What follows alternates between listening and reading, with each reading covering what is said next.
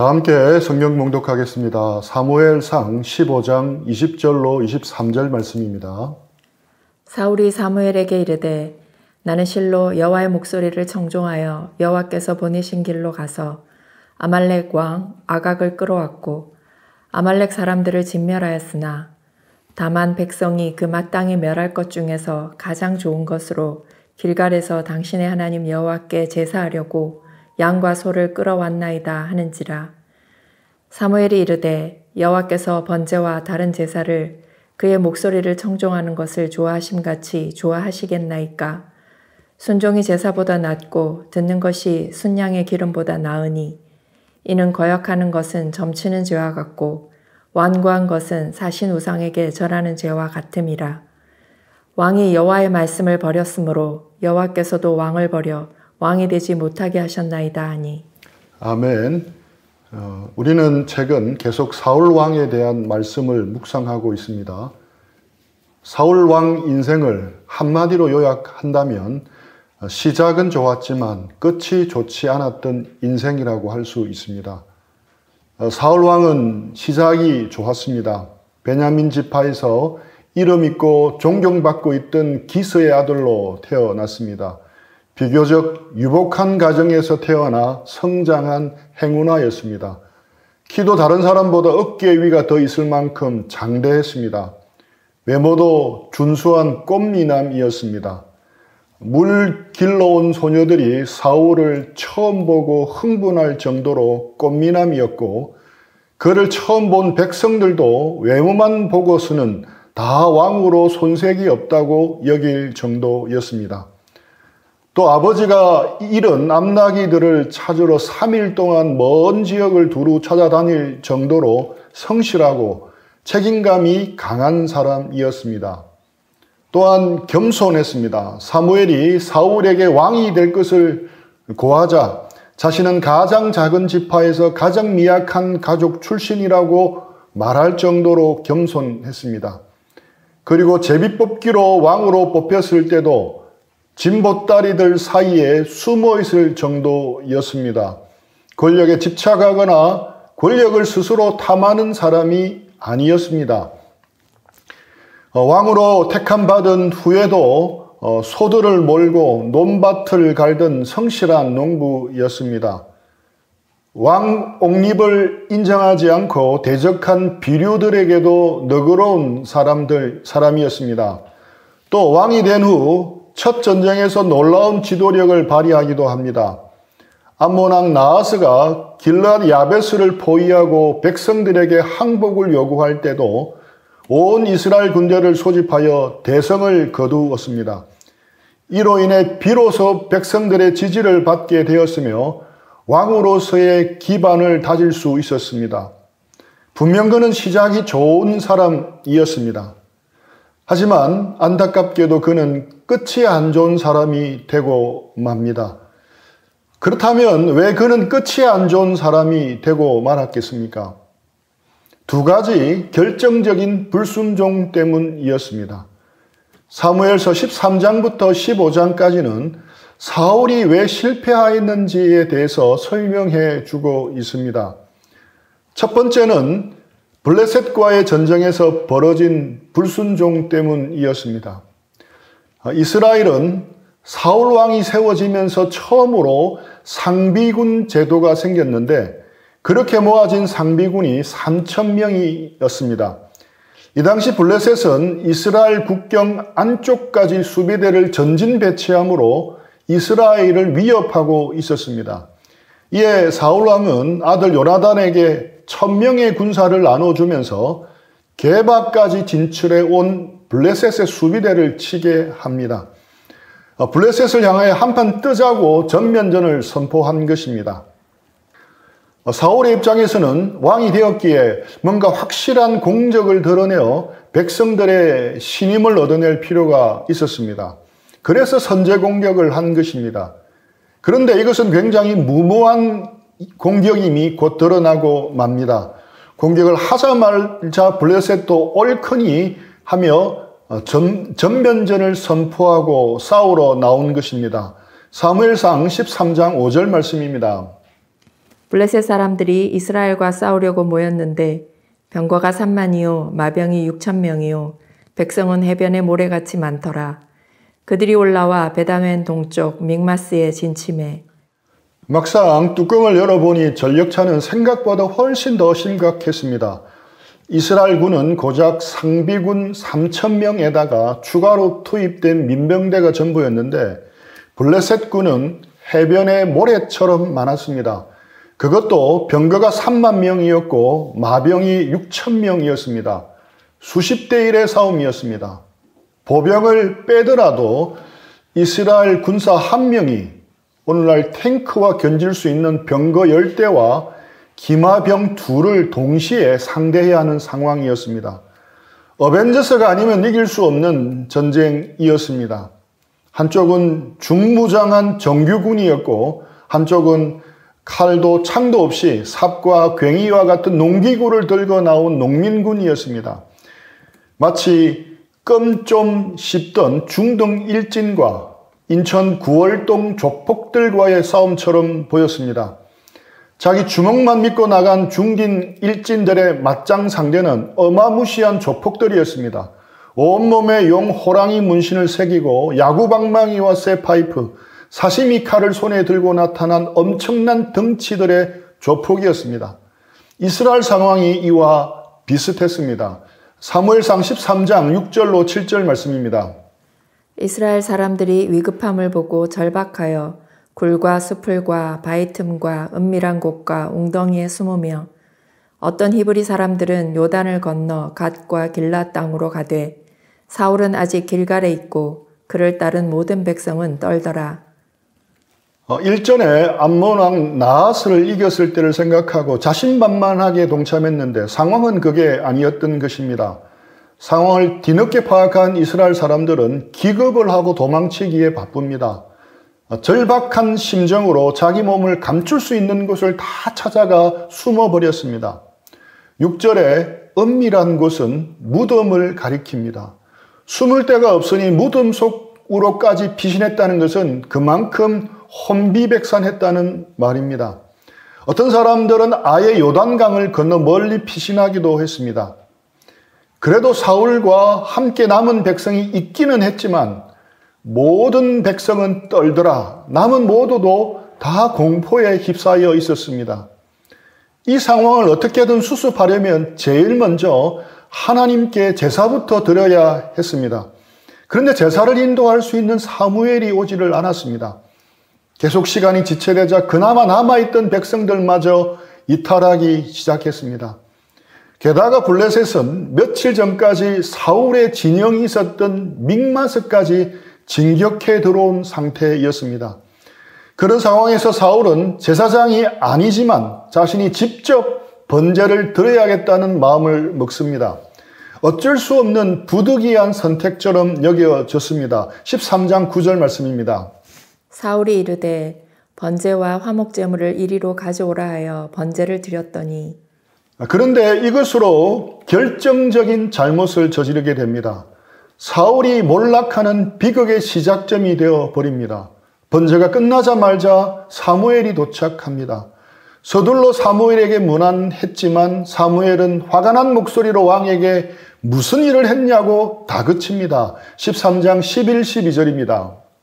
사무엘이 이르되 왕이 행하신 것이 무엇이냐 하니 사울이 이르되 백성은 내게서 흩어지고 당신은 정한 날 안에 오지 아니하고 블레셋 사람은 믹마스에 모였음을 내가 보았으므로 이에 내가 이르기를 블레셋 사람들이 나를 치러 길갈로 내려오겠거늘 내가 여호와께 은혜를 간구하지 못하였다 하고 부득이하여 번제를 드렸나이다 하니라.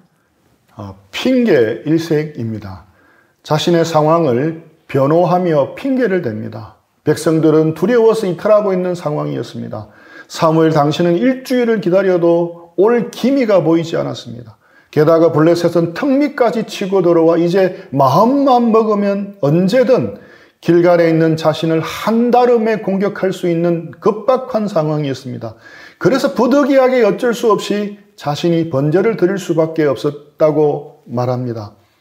사울의 한계가 확연히 드러나는 포인트입니다. 사울은 상황만 바라보았는데 그 너머 이 모든 상황을 다스리시는 하나님까지 바라보아야 했습니다. 그런데 그에게는 하나님을 바라보는 눈이 없었습니다. 13절 말씀입니다. 사무엘이 사울에게 이르되 왕이 망령되이 행하였도다. 왕이 왕의 하나님 여호와께서 왕에게 내리신 명령을 지키지 아니하였도다. 그리하였더라면 여호와께서 이스라엘 위에 왕의 나라를 영원히 세우셨을 것이거늘. 사무엘은 사울에게 책망을 합니다. 왕이 망령되이 행하였다라고 책망합니다. 하나님의 명령에 불순종했다는 것입니다. 만약 사울이 순종했더라면 사울 왕조를 영원히 세우셨을 것이라고 말합니다. 하지만 불순종했기 때문에 왕위를 옮기겠다고 하는 것입니다. 그러고 보면 사울이 가진 문제의 근본은 상황의 문제도 아니었고 지도력의 문제도 아니었습니다. 하나님을 향한 신앙의 문제였습니다. 말씀을 향한 순종의 문제였습니다. 이런 사울은 또다시 더 큰 불순종을 저지르게 되는데 그것이 15장에 나옵니다. 사울이 버림받은 두 번째 이유가 분명하게 드러납니다. 이것을 통해 결정적으로 사울 왕의 시대는 막을 내리게 됩니다. 아말렉 족속과의 전쟁 가운데 벌어진 일입니다. 15장 2절로 3절 말씀입니다. 만군의 여호와께서 이같이 말씀하시기를 아말렉이 이스라엘에게 행한 일 곧 애굽에서 나올 때에 길에서 대적한 일로 내가 그들을 벌하노니 지금 가서 아말렉을 쳐서 그들의 모든 소유를 남기지 말고 진멸하되 남녀와 소아와 젖먹는 아이와 우양과 낙타와 나귀를 죽이라 하셨나이다 하니. 하나님은 사울에게 아말렉을 진멸하라고 말씀하십니다. 이런 전쟁을 헤렘 전쟁이라고 합니다. 아말렉을 향해 헤렘 전쟁을 명하신 것은 아말렉의 죄악에 대한 하나님의 심판이었습니다. 사울 왕은 이 전쟁에서 대성을 거둡니다. 그런데 전쟁에는 이겼지만 사울은 결정적인 불순종의 죄악에 빠지고 맙니다. 8절 9절 말씀입니다. 아말렉 사람의 왕 아각을 사로잡고 칼날로 그의 모든 백성을 진멸하였으되 사울과 백성이 아각과 그의 양과 소의 가장 좋은 것 또는 기름진 것과 어린 양과 모든 좋은 것을 남기고 진멸하기를 즐겨 아니하고 가치 없고 하찮은 것은 진멸하니라. 모든 생명을 진멸하는 헤렘 전쟁을 명하셨지만 사울은 불순종합니다. 모든 백성은 진멸했지만 아말렉 왕 아각은 죽이지 않고 사로잡아 옵니다. 가치 없고 하찮은 짐승들은 진멸했지만 살찌고 기름진 양과 소는 전리품으로 살려 취합니다. 사울은 왜 아각을 살려 두었겠습니까? 봉신으로 만들어 앞으로 조공을 바치게 할 의도였습니다. 하지만 이것은 장차 이스라엘에게 큰 위협이 될 수 있었습니다. 그리고 살찌고 기름진 양과 소를 왜 죽이지 않았겠습니까? 죽여버리기에는 너무 아까웠던 것입니다. 이에 하나님의 말씀이 사무엘에게 임합니다. 하나님께서 사울을 왕으로 세우신 것을 후회하십니다. 여기서 오해하지 마시기 바랍니다. 이것이 하나님이 실수하셨다는 의미가 아닙니다. 하나님이 후회하신다라고 표현할 만큼 사울의 저지른 죄가 큰 잘못이라는 의미입니다. 수사적이고 비유적인 표현입니다. 아말렉을 진멸하라는 말씀에 불순종한 것이 그만큼 중대한 잘못이라는 겁니다. 사무엘이 이런 사울을 위해 밤새 기도하다가 아침에 사울을 만나러 갑니다. 사울은 그 사이에 성전 기념으로 스스로 자기 기념비를 세웠습니다. 불순종해놓고 자기 기념비까지 세우다니 갈 때까지 간 사울의 그릇된 모습이 보입니다. 게다가 사울은 사무엘을 만나서는 내가 여호와의 명령을 행하였나이다라고 당당하게 말합니다. 사무엘이 듣기에는 기가 막힌 소리여서 반문합니다. 14절 말씀입니다. 사무엘이 이르되 그러면 내 귀에 들려오는 이 양의 소리와 내게 들리는 소의 소리는 어찌 됨이니까 하니라. 들려오는 이 양의 소리와 소의 울음소리는 뭐냐고 사무엘이 묻자 사울은 준비했다는 듯이 변명을 늘어놓습니다. 15절입니다.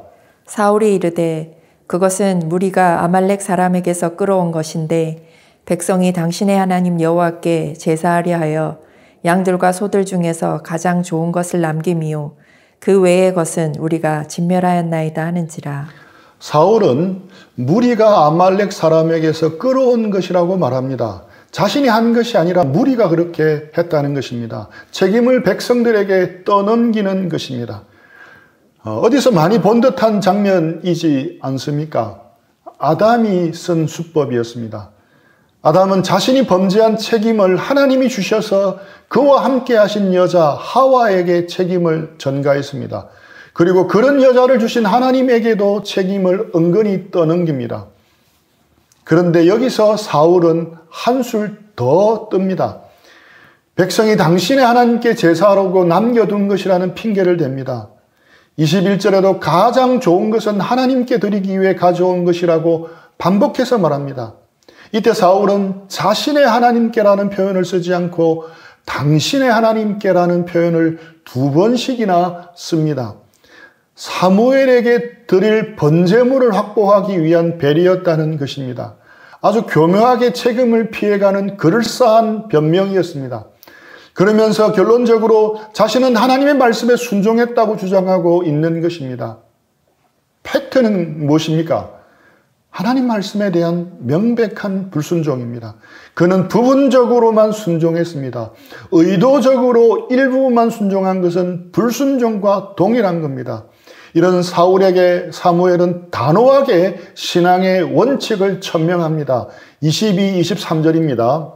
사무엘이 이르되 여호와께서 번제와 다른 제사를 그의 목소리를 청종하는 것을 좋아하심같이 좋아하시겠나이까? 순종이 제사보다 낫고 듣는 것이 순양의 기름보다 나으니 이는 거역하는 것은 점치는 죄와 같고 완고한 것은 사신 우상에게 절하는 죄와 같음이라. 왕이 여호와의 말씀을 버렸으므로 여호와께서도 왕을 버려 왕이 되지 못하게 하셨나이다 하니. 순종이 제사보다 낫다고 말씀합니다. 그리고 하나님의 말씀에 불순종하는 것은 단순히 넘어갈 죄가 아니라고 말씀합니다. 점치는 죄와 같고 우상에게 절하는 죄와 같다고 말씀합니다. 구약율법에서 점치고 우상 숭배하는 죄는 죽음으로 다스리는 엄한 죄였습니다. 그리고 그 결과 어떻게 된다고 말씀합니까? 왕이 하나님의 말씀을 버렸기 때문에 하나님께서도 왕을 버리신다는 것입니다. 뒤늦게 사울은 자신의 죄를 깨닫고 사해달라고 안타깝게 호소합니다. 하지만 사무엘은 싸늘하게 거절합니다. 돌아서 가려는 사무엘을 사울이 얼마나 강하게 붙잡았던지 사무엘의 겉옷자락이 찢어질 정도였습니다. 하지만 더욱 강력한 심판의 말씀만 듣고 맙니다. 이 시간 이후 사무엘은 더 이상 사울을 만나주질 않습니다. 그러면서 사울의 추락은 가속도가 붙습니다. 이로 인해 그는 시작은 좋았지만 끝이 좋지 않은 인생이 되고 맙니다. 문제의 원인을 알아야 문제에 대한 해결책이 보입니다. 그렇기 때문에 우리는 여기서 질문을 해야 합니다. 그렇다면 왜 사울은 불순종의 길을 걷게 되었습니까? 첫째, 그는 영적으로 신앙적으로 너무 미숙했습니다. 외모는 뛰어났지만 신앙적으로 너무 미숙했습니다. 물론 결과론적으로만 보고 사울이 미숙했다고 함부로 판단하는 것은 옳지 않습니다. 하지만 사무엘서를 유심히 읽어 나가다 보면 사울이 영적으로 미숙했다는 여러 증거들이 보입니다. 가장 먼저는 사울이 선지자 사무엘을 몰랐다는 것입니다. 이것이 놀랍지 않습니까? 이것만큼 사울의 신앙의 현주소를 보여주는 것도 없다고 여겨질 정도입니다. 사무엘은 온 이스라엘에 유명했습니다. 3장 20절 말씀입니다. 단에서부터 브엘셀바까지의 온 이스라엘이 사무엘은 여호와의 선지자로 세우심을 입은 줄을 알았더라. 단에서부터 브엘세바까지 온 이스라엘이 사무엘이 여호와의 선지자로 세우심을 입은 줄 알았습니다. 그런데 한 사람은 예외였습니다. 사울이었습니다. 사울은 사무엘을 몰랐습니다. 사무엘과 가까운 곳에 살았지만 그를 몰랐습니다. 사무엘은 미스바에서 이스라엘 모든 백성을 다 모아서 대각성 회개 집회를 했습니다. 온 나라가 기억할 정도로 놀라운 회개의 역사가 있었고 새롭게 하는 회복의 역사가 있었습니다. 모든 이스라엘 백성들이 다 모였다고 말씀하고 있습니다. 그렇다면 사울도 그 집회에 가지 않았겠습니까? 만일 사울이 그 집회에 갔더라면 사무엘을 몰랐을 리가 없습니다. 만약 몰랐다면 말이 되지 않습니다.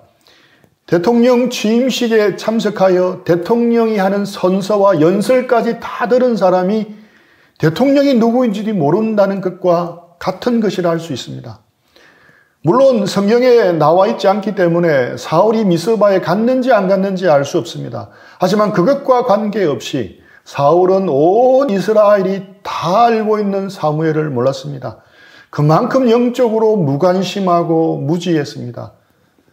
또 그는 인생에서 만나는 어려움 속에서 하나님의 도우심을 구할 줄 몰랐습니다. 암나기를 찾지 못해 헤맬 때 하나님의 도우심이 필요하다는 것을 인정한 것은 사울이 아니라 오히려 사울의 사환이었습니다. 그는 어렵고 힘들 때 하나님의 도우심을 구하고 기도해야 한다는 영적인 감각이 없었던 것입니다. 10장 11절 말씀입니다. 전에 사울을 알던 모든 사람들이 사울이 선지자들과 함께 예언함을 보고 서로 이르되 기스의 아들에게 무슨 일이 일어났느냐 사울도 선지자 중에 있느냐 하고 또 사울이 사무엘에게서 기름 부음을 받고 나서 하나님의 영이 사울에게 크게 임하여 사울이 선지자 무리들 속에서 예언을 합니다. 그런데 전에 사울을 알던 모든 사람들이 기스의 아들에게 무슨 일이 일어났느냐 사울도 선지자 중에 있느냐 하고 조롱합니다. 이것이 무슨 의미입니까? 평소 사울의 이미지는 선지자와는 너무나 동떨어진 이미지라는 것을 암시하고 조롱하는 것입니다. 사울은 그만큼 평소에 영적으로 관심이 없는 사람이었다는 것입니다. 물론 영적으로 미숙하더라도 방법은 있습니다. 악한 여왕 아달랴를 폐위하고 요시야는 7살의 왕위에 오릅니다. 하지만 그를 지도해 주었던 제사장 요야다가 있었고 그의 모든 말에 잘 청종하였기 때문에 나라를 잘 다스릴 수 있었습니다. 마찬가지로 사울도 영적으로 미숙했더라도 그것을 인정하고 사무엘의 말에 잘 청종했으면 문제가 없었습니다. 사무엘에게서 부지런히 배우고 그를 가까이 두고 그의 말을 청종했더라면 문제가 없었을 것입니다. 하지만 그는 그렇게 하지 않았습니다. 권력의 맛을 보고 승리의 경험들을 하고 사람들의 지지를 받고 나니 사무엘의 말이 귀에 잘 들어오지를 않았습니다. 그것이 문제였습니다. 둘째, 그는 하나님과 개인적인 교제를 나누지를 않았습니다. 그는 처음에는 겸손했고 성실했고 권력에 대한 집착도 없었습니다. 하지만 그것은 내추럴한 것이지 하나님으로부터 말미암은 것이 아니었습니다. 왜냐하면 그는 하나님을 잘 몰랐을 뿐 아니라 하나님을 찾지도 않았기 때문입니다. 물론 암몬 족속이 쳐들어왔을 때 하나님의 영이 크게 임하여 놀라운 용기를 내어 지도력을 발휘해서 물리치기도 합니다.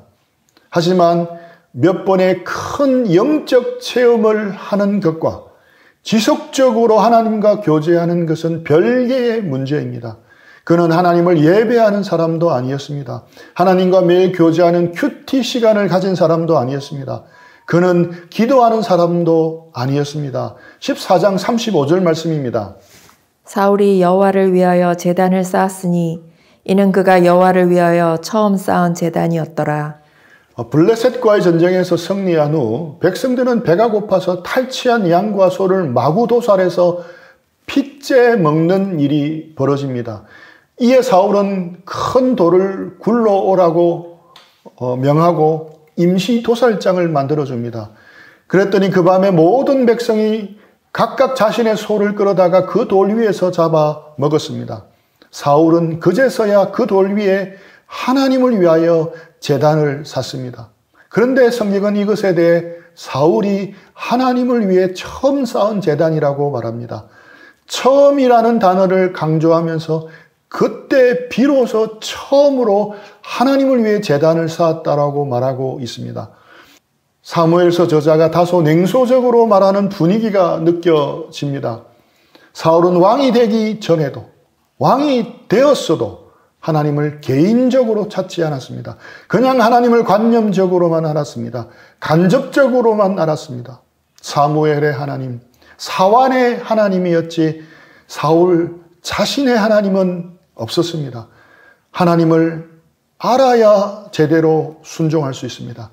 하나님이 어떤 분이심을 제대로 알 때 우리는 하나님의 말씀에 온전히 순종할 수 있습니다. 아브라함은 가는 곳마다 제단을 쌓았습니다. 가는 곳마다 여호와의 이름을 불렀습니다.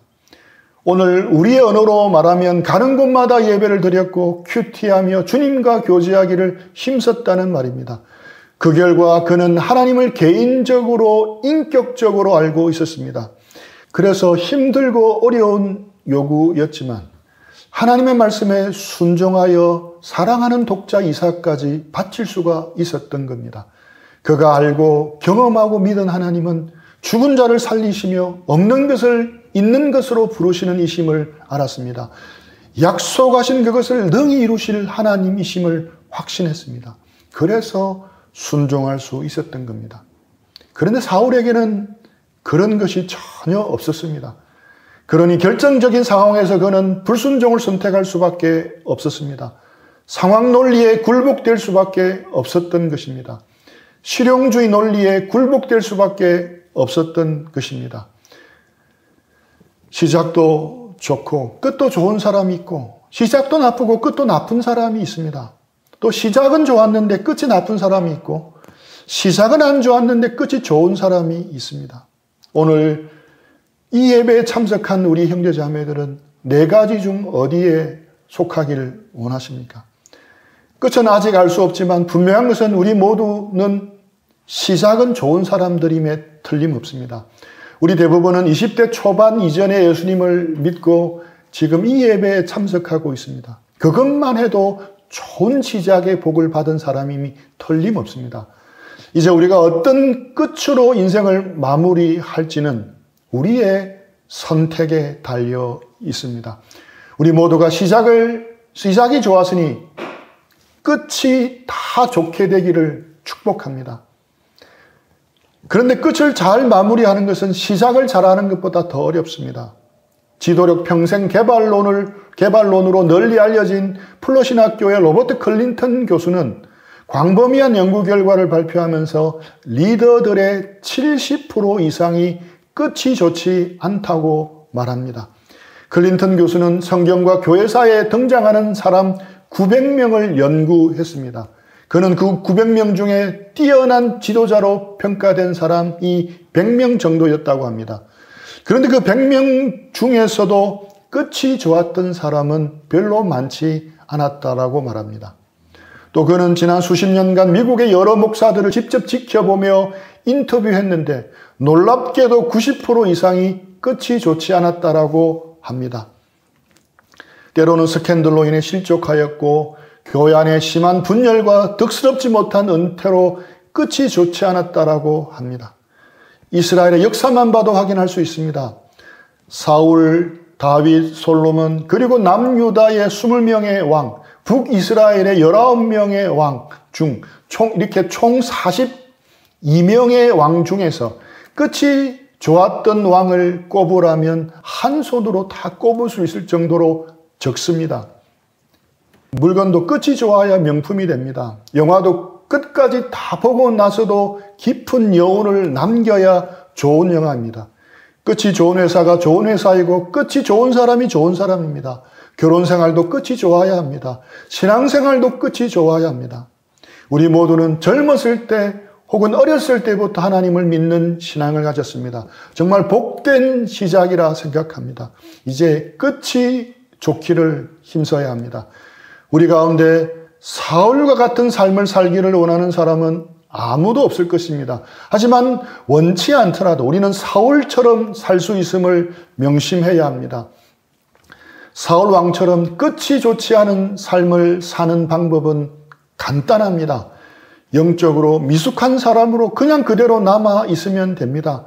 신앙 성숙은 뒷전이고 세상에서의 경쟁력을 갖추는 것에만 열중하면 됩니다. 주님과 교제하는 일을 소홀히 하고 등한시하면 됩니다.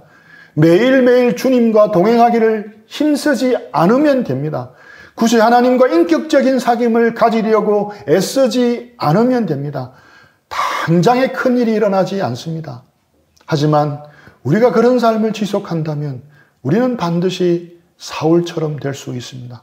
끝이 좋지 않은 사울처럼 될 수 있습니다. 우리가 결코 원치 않더라도 우리는 끝이 좋지 않은 사울처럼 될 수 있습니다. 우리라고 결코 예외일 수는 없다는 것을 명심해야 합니다. 주님을 더욱 찾고 추구하는 일에 힘쓰기를 축복합니다. 하나님의 말씀을 붙들고 순종하기를 힘쓰는 우리 모두가 되기를 축복합니다. 주님과 주님의 말씀을 붙드는 삶을 통해서 우리 모두 끝이 좋은 사람들이 다 되기를 축복합니다. 우리 들은 말씀 생각하면서 잠시 기도하고 적용하는 시간을 드리겠습니다.